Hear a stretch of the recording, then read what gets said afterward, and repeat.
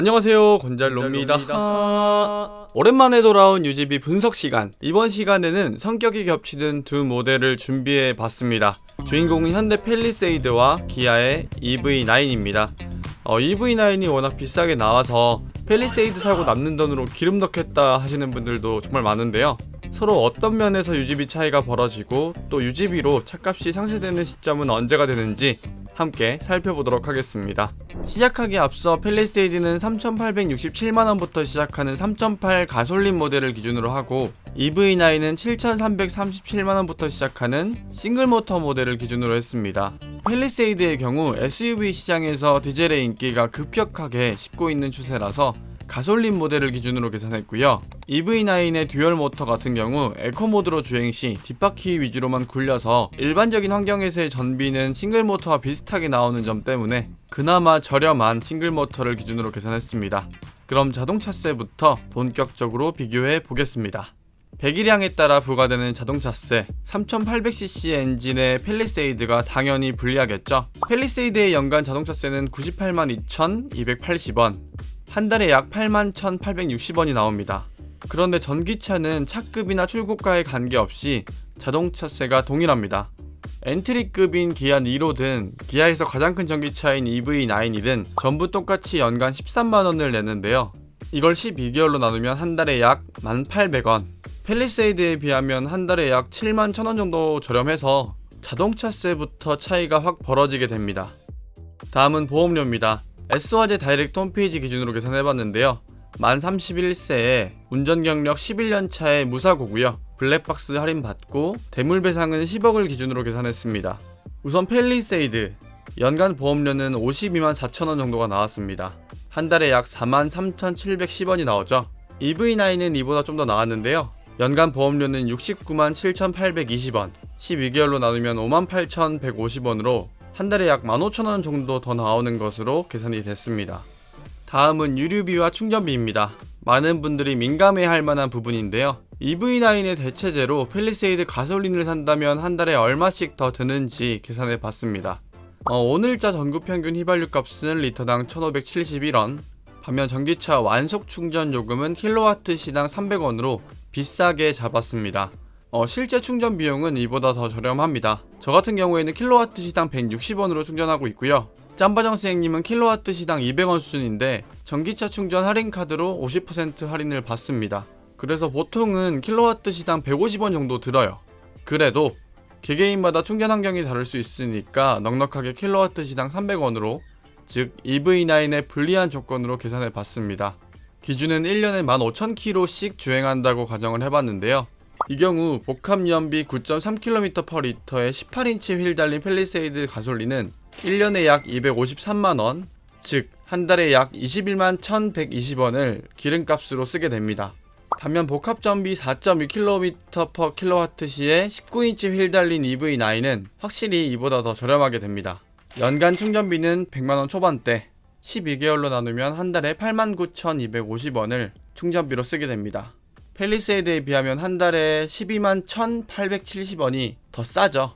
사양을 바꿔서 좀 더 비교해보면 20인치 휠 달린 팰리세이드는 한 달에 약 21만 8,250원, 이에 반해 20인치 휠 달린 싱글모터 사양의 EV9은 한 달에 9만 1,500원이 들고요. 4륜구동의 팰리세이드 20인치 휠을 달고 나오면 한 달에 약 23만 1,000원을 유류비로 쓰게 되고, 듀얼모터 사양의 21인치 EV9은 한 달에 96,130원으로 그래도 10만원이 안 드는 것을 확인할 수가 있었습니다.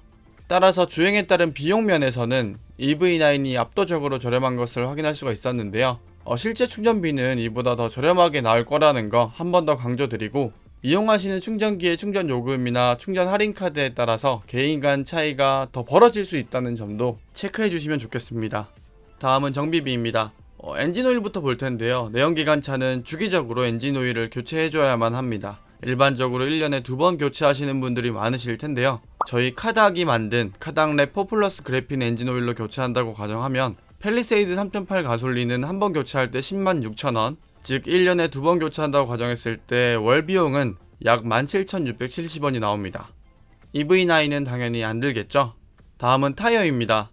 역시나 카닥 타이어로 견적을 내봤는데요. 팰리세이드 18인치 휠은 짝당 16만 1200원부터 30만 3700원 이렇게 나왔는데 EV9은 확인이 불가하더라고요. 사이즈가 25560R 19 사이즈인데 국산 애프터마켓 제품 중에서는 일단 전무해 보이고요. 네이버에서 살펴보니까 피렐리 스콜피온 올시즌 플러스 그리고 미쉐린 프리미어 LTX 등 몇 가지가 있긴 한데 가격이 장착비 따로 내고 한 짝당 21만원에서 30만원 후반대 수준이더라고요. 심지어 이게 전기차 전용 타이어도 아니어서 EV9에 딱 맞는 전기차가 아니기 때문에 전기차 타이어가 아니기 때문에 명확한 계산이 현재로서는 불가한데요.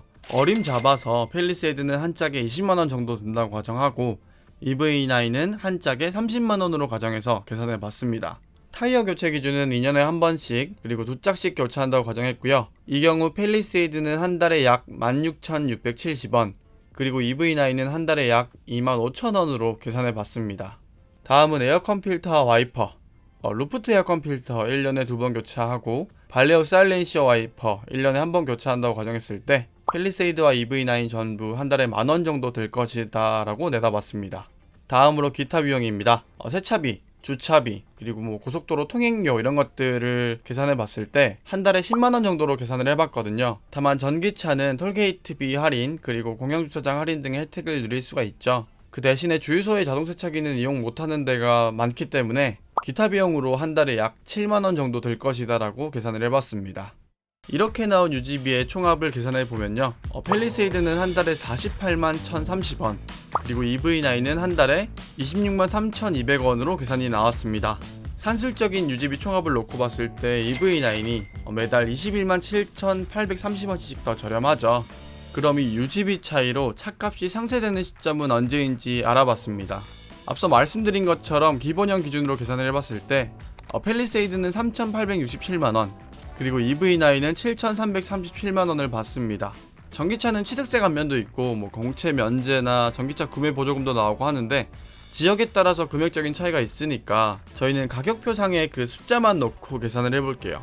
우선 팰리세이드 3.8 익스클루시브와 EV9 싱글모터 에어의 값 차이는 무려 3,470만원 즉 3,470만원을 매달 유지비로 벌어지는 차이인 21만 7,830원으로 나오면 유지비로서 차값이 상쇄되는 시점이 나오는데요. 그 기간이 무려 159.3개월 연차로 13년 차까지는 총 비용 면에서 팰리세이드가 더 저렴하다는 계산이 나옵니다.